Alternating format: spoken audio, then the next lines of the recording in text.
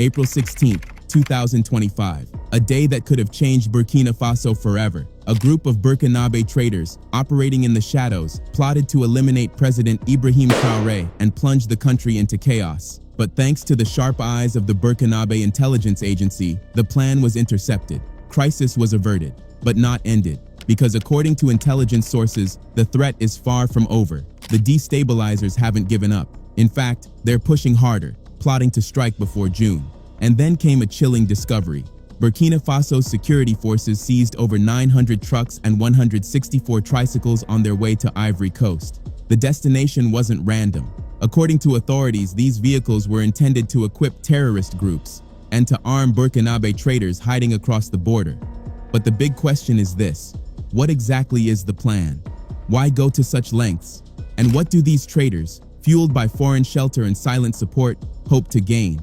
Is this about power, money, or is it something even more dangerous? A calculated move to return Burkina Faso to the grip of foreign control? Let's find out. We've always known that Western powers have fueled chaos, insecurity, and terrorism in Africa to serve their own interests. That's no longer a theory, it's a pattern. But what we never imagined was that an African country would actively participate in the destabilization of another African nation. Sadly, that's exactly what's happening between Ivory Coast and Burkina Faso. On May 23, 2025, Burkina Faso's Minister of Security, Mahamadou Sana, made a shocking revelation. Burkinabe security agents had intercepted 3 trucks, each loaded with more than 160 tricycles and over 900 Aloba motorcycles. The destination? Korhogo, a city in Ivory Coast. But this wasn't just a convoy, it was a covert operation. These vehicles were seized as early as April 7, 2025, and according to intelligence, they were intended to equip terrorist groups and traitors operating from across the border. Let that sink in. Ivory Coast, an African nation, is harboring elements that seek to tear down the sovereignty of its neighbor. It's no longer just a foreign threat, it's betrayal from within the continent. So we ask again, why? What could possibly justify such treachery? And how long will Africa continue to fall, not just to outside influence, but to the hands of its own? According to Burkinabe Minister of Security Mahamadou Sana, not a single complaint has been filed with the authorities, not one. Now pause and think about that. These weren't a few bicycles. We're talking about over 900 Aloba motorcycles and more than 160 tricycles, a shipment worth millions of CFA francs. If these belonged to a legitimate Ivorian businessman, he would have raised the alarm immediately after they were seized. No entrepreneur simply shrugs off a loss that big. And yet, more than a month later, silence. No paperwork, no legal claim, no questions asked. So what does that tell us? It tells us this wasn't business. This wasn't commerce. Something far more sinister is unfolding. Because when a shipment of that size disappears and no one steps forward, it means it was never meant to be found. It was covert. It was coordinated, and it was never meant to end up in the hands of security forces. Now it has. And the silence? It speaks volumes. Something is definitely going on. And the question isn't just who's behind it, but who's protecting them. After weeks of investigation, Burkinabe authorities reached a chilling conclusion. The intercepted motorcycles and tricycles were not random cargo. They were part of a comprehensive plan. A well-orchestrated operation meant to fuel armed insurgency not just against Burkina Faso, but against the entire Sahel region. Let that sink in. These vehicles were tools of war, designed to move fighters, transport weapons, and wage terror across national borders. This wasn't about profit. This was about destabilization, and it connects directly to what we already knew. After the April 16th assassination plot was uncovered, the traitors behind it fled to Ivory Coast. And they weren't hiding in shadows. They were welcomed. Reports now confirm the Ivorian authorities not only gave them refuge, they gave them an operational base. And just recently, Burkinabe intelligence officers identified that base. It's in the Adekube neighborhood in Abidjan, a site that once served as a military facility during the Ivorian Civil War. Now, it's been converted into a covert operations center, a nerve hub dedicated to destabilizing Burkina Faso and fueling chaos throughout the Sahel. This is no longer a matter of speculation. This is coordinated betrayal on African soil, by African hands, backed by foreign silence. So the question becomes, how far will this go? And who else is complicit? Because what's unfolding in the Sahel isn't just a battle for territory, it's a battle for the future of Africa's sovereignty. And now, the veil has been lifted. Not only have Burkinabe intelligence agents identified the operations center in Abidjan, they've also uncovered one of the masterminds behind the plot. His name is Mr. Bazi Mathieu, a Burkinabe national, the supposed head of the Office of Investigation of the crackdowns, but secretly, the coordinator of mercenaries and traitorous Burkinabe soldiers recruited by foreign actors to destabilize President Ibrahim Traore. His phone, now in the hands of Burkinabe security forces, revealed everything, and what it contained is nothing short of treason. The data shows that Ivorian President Alassane Ouattara allegedly allocated a staggering 24 billion CFA francs to fund a shadow war against Burkina Faso. The money was divided with precision to corrupt Burkinabe military officers and VDP volunteers loyal to Traore, to pay foreign mercenaries hired to unleash violence and plunge the country into chaos, and perhaps most disturbing, to recruit journalists tasked with spreading false narratives and manufacturing scandals against Traore's government. A war fought not just with guns, but with lies, with propaganda, with betrayal. This is no longer about political rivalry. This is a full-scale psychological, economic, and military assault on a sovereign African state. And it's not being orchestrated from Europe or America. It's happening right here in Africa, backed by a government that once called itself a brother. This is crazy, but it gets worse, because what's coming next exposes an even darker side to this operation. But as investigators dug deeper, the full scale of the conspiracy came into focus, and the name Bazi Mathieu became even more damning. He isn't just a middleman, he's at the core of the Ivorian security apparatus, a shadow operator, tasked with eliminating opponents of President Alassane Ouattara, and now exposed as the key bridge between foreign mercenaries and traitors in the Burkinabe army. Reports confirm, Bazi personally coordinated the infiltration of 4 undercover mercenaries sent directly into Burkina Faso, their destination, Azalai Hotel. But thanks to the vigilance of Burkinabe security forces, they were arrested before they could disappear into the capital. And what they revealed? It's beyond chilling. These mercenaries confirmed that a major military operation is already in motion. An all-out assault aimed at toppling Captain Ibrahim Traore. They confessed that 5 fighter jets have already been ordered and delivered, ready for deployment, and it doesn't stop there. The operation includes Australian mercenaries, African guns for hire, and traitorous Burkinabe soldiers, all poised to strike Ouagadougou from within, backed by insiders who've infiltrated the Patriot ranks. This isn't just treason. This is a foreign-funded military coup in the making, a plot so sophisticated, so deeply embedded, that it shakes the very foundation of West Africa's fragile stability. The question now is not just who is behind this, but who is brave enough to stop it. Because if this operation succeeds, it won't just be Burkina Faso that falls, it'll be the future of the entire Sahel. And just when you thought it couldn't get any deeper, it does. Further investigation revealed that Bazi Mathieu isn't acting alone. He's in frequent contact with another powerful figure, a man named Djibril Bassolé. Bassolé appears to be the true puppet master behind the curtain, a superior who's been orchestrating the larger geopolitical chessboard. According to intercepted messages, Djibril told Bazi, "The destabilization of Burkina Faso is synonymous with the recovery of the entire AES bloc." Let that sink in. For him, the collapse of Burkina Faso isn't just a mission. It's a strategy to reclaim Western influence over the alliance of Sahel states. And Bazi? He didn't hesitate. His chilling reply, "I am ready for the mission." But then came the most disturbing part of all, the deception. Djibril revealed a sinister tactic. He explained that Ivory Coast and its Western backers will pretend to engage in a public, aggressive fight against terrorism. They will hold press conferences, make speeches, stage military drills, all to divert suspicion, to create the illusion that they are on the side of peace, while behind the scenes, they are financing the very terror they claim to fight.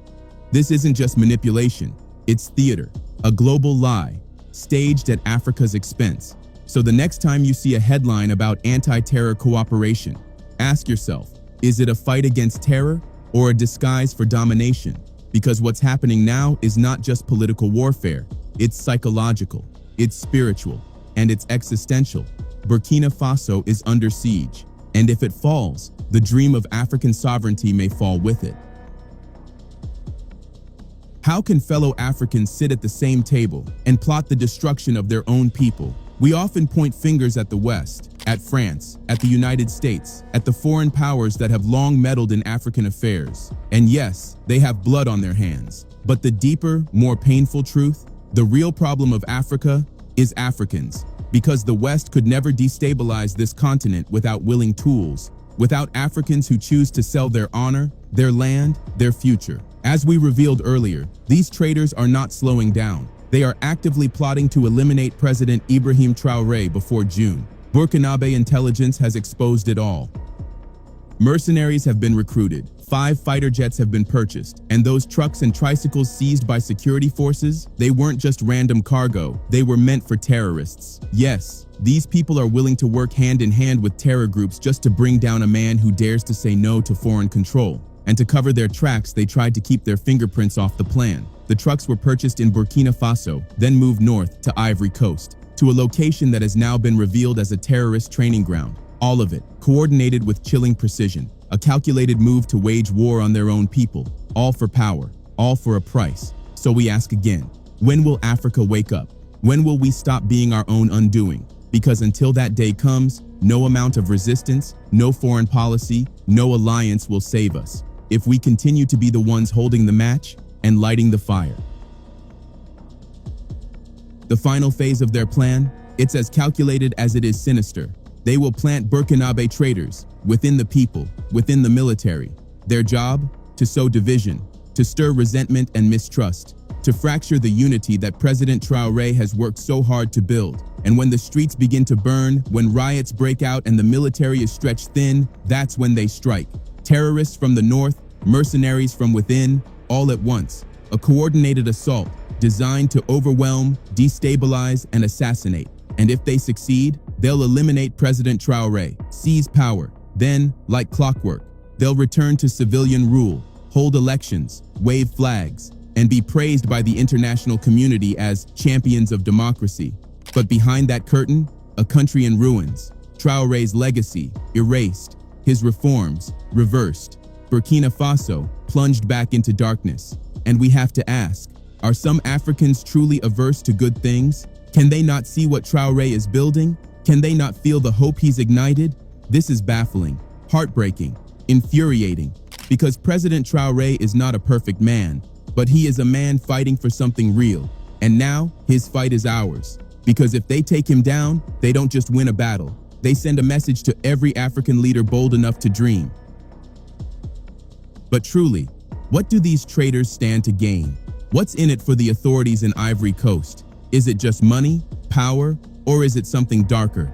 A mentality of servitude that never truly ended? Because while much of Africa is waking up, embracing Pan-Africanism, sovereignty, and decolonization, there are still those who remain mentally enslaved, stuck in a system that tells them, you'll never be enough without the West.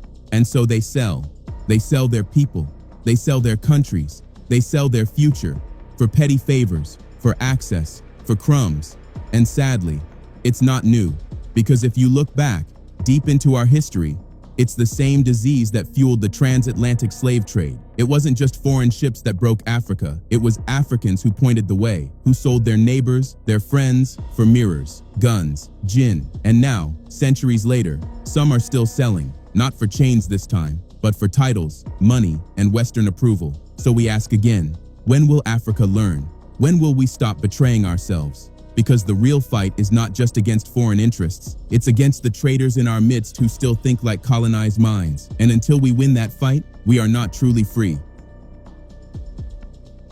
Throughout every stage of Africa's journey, from colonization to neo-colonization, there has always been one constant: Africans willing to betray their own. And today, that same betrayal lives on. In Burkinabe traders, in foreign-backed mercenaries, and in leaders like President Ouattara, who seem ready to plunge an entire region into chaos, for nothing more than power and wealth. But here's the bitter truth. There is nothing real to gain from this treachery. No amount of power can justify the bloodshed of your people. No wealth can replace a nation's stolen future. And perhaps that's why, after his visit to Russia, President Ibrahim Traore said it best: Africans must decolonize their minds. Because this crisis isn't just political, it's psychological. We talk about freedom, But how can Africa be free when many Africans still think like the colonized? The average citizen today may not wear chains, but many still carry the mentality of survival, the mindset of greed, the instinct to betray for favor, for validation, for gain. And if you gave some of them power, they'd do worse than the very leaders they criticize. They would loot, they would bow to the West, they would destroy, because they've been taught to serve only themselves. This mindset, this disease of selfish interest, was born in the colonial era, when tribes were pitted against tribes, when loyalty was bought with favors and fear, and survival meant selling out the collective for individual gain. And until that mindset is broken, until the African rises not just in government, but in spirit, freedom will remain a myth. Instead of dismantling the system that gave birth to greed, betrayal, and division, African leaders built on it. They took the colonial model, built their governance on it, drafted laws in its image, established institutions rooted in self-preservation over public service. And so the cycle continues. And whenever a leader dares to think differently, whenever someone rises with a new mindset, like Thomas Sankara or Muammar Gaddafi, the system crushes him, not just the West, but fellow African leaders too. Because a man who challenges that colonial foundation exposes their lies. And now, at a time when the rest of the world races toward technology, innovation, and industrial power, Africa remains stuck, fighting itself. It's a global shame. But in the middle of this storm, one man has stood firm, Captain Ibrahim Traore. And so far, his administration has exposed and dismantled every nefarious plot designed to take him down. Speaking on the recent seizures, Burkinabe Minister of Security Mahamadou Sana issued a chilling, necessary warning. Any natural or legal person involved in the financing of terrorism will have the strictness of the law applied. Yesterday we raised awareness. Today, it's repression. That was not just a press statement. It was a shot fired at the hidden hands within. Because let's be honest, some Burkinabe politicians are involved. And why wouldn't they be? Since Traore took power, he's cut off their access to stolen wealth and unchecked power. Now, stripped of their privileges, they align with mercenaries and foreign backers, ready to burn the country just to reclaim their throne. But the message is now clear. This is no longer about politics. This is about survival. And those who seek to destroy Burkina Faso from within, they will face the full weight of the law. In a brilliant and strategic move, the Burkinabe government has decided not to waste the seized materials. Instead of destroying the trucks, tricycles, and motorcycles meant for terrorists, they will now be handed over to Burkina Faso's defense and security forces to strengthen operational capacity in the fight against terrorism. According to Minister of Security Mahamadou Sana, this raid is not just a success, it's a symbol of increased vigilance and unwavering determination. A bold message to enemies within and beyond the borders. Burkina Faso will not only defend itself, it will weaponize your betrayal against you. The minister praised the professionalism, discipline, and speed of the security forces, calling the operation a turning point in the country's ongoing war against terror. And indeed, it was a smart move, a tactical win, a morale boost, and a clear demonstration that Burkina Faso is not backing down. But before we conclude this video, we must leave you with one pressing, painful question. Will insecurity ever truly end in the Sahel region, when countries like Ivory Coast are actively fueling the chaos? Can peace bloom in a land where betrayal has taken root? Can sovereignty survive when those who look like you are the ones plotting your fall? We'll let you think about that. More than any other region on Earth, Africa hosts the highest number of foreign military bases. Bases from the United States, France, the UK, Russia, China, Japan, even India. Every global power is here, and each claims the same noble mission: to fight insecurity, to counter terrorism. But here's the contradiction. These same powers have been in Africa for over a decade, and yet the insecurity hasn't been solved. It has worsened. Terrorist networks have expanded. Violence has intensified. Entire regions have collapsed into chaos. It has gotten so bad that more than 20 African countries, including Nigeria, Ghana, Mali, Burkina Faso, and other Sahel nations, have now been labeled red zones by the very Western nations claiming to protect them. Their embassies tell their citizens, do not travel there. It's dangerous, unstable, unsafe. But think about the irony. They say they're fighting terror, yet the terror keeps growing. They say they're protecting Africa, but even they won't walk the streets of the countries they claim to defend. So we ask again, is this really about fighting terrorism? Or is it about establishing permanent control, gaining access to resources, planting flags under the guise of protection? Because if the mission was truly security, Africa should be safe by now. But it isn't, and that speaks louder than all their speeches combined. What does all this really mean? It means that the West doesn't want terrorism to end. It means that behind closed doors, they secretly fund armed groups and extremists to keep the chaos alive. Because chaos justifies presence. It justifies military bases. It justifies control. And this is what the Sahel is up against. Not just the shadow games of foreign powers, but the terror on the ground. Terrorists and armed groups with no vision, no plan, no future. Men who fight not for justice or freedom, but for violence itself. They don't build, they don't protect, they burn villages, bomb roads, and slaughter civilians. And why? Because they've made themselves available. Pawns for those with ulterior motives. Tools of destruction in someone else's game. They don't even know who they're fighting for anymore, and they don't care. So the Sahel isn't just fighting terrorism, it's fighting a machine, fueled by betrayal, funded by empires, and powered by chaos. The situation may seem dire, but President Traore and the AES leaders aren't backing down. They've chosen to fight for their people, and thankfully, the people are with them, not just in Burkina Faso, but across Africa. Because today's Africans, they see through the lies. They've studied history.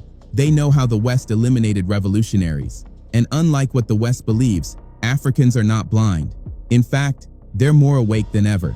While Western citizens trust headlines, Africans are questioning everything. And now, they've found the truth. They've chosen to stand with Traore, with the AES, with sovereignty. The age of deception is over. Africa is rising. But here's what's truly remarkable. It's not just Africans waking up. Black Americans, Europeans, Latin Americans, even people across Asia are now seeing through the deception of the West. And that's why President Traore has become more than a leader. He's a symbol that Africa can produce revolutionary, selfless, and patriotic leaders. That true leadership, bold, fearless, and for the people, is possible. He is the hope of Africa. And with the support of millions, we can only pray he lives long enough to fulfill the vision. What are your thoughts? Let us know in the comments. Like, share, and subscribe, because the fight for Africa's truth has just begun.